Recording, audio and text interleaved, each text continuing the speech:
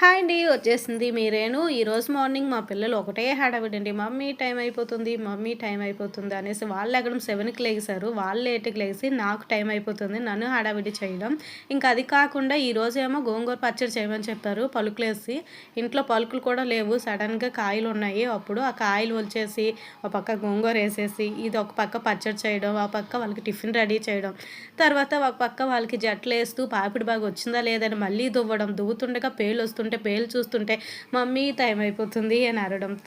తల్లి మనసు కదా, పేలుంటే యారకంటే అస్సలు ఉండలేము. ఈ స్కూల్‌కెళ్ళిన పిల్లలకే పేలుంటాయో ఏమో గానీ మరి. సరే గోంగూర పచ్చడి చేసిన తర్వాత మళ్ళా మా పెద్దమ్మాయి మూడ్ మారిపోయింది. నాకు ఎగ్ రైస్ కావాలి అని చెప్పింది. ఓ పక్క ఎగ్ రైస్ అయితే మళ్ళీ చేశాను.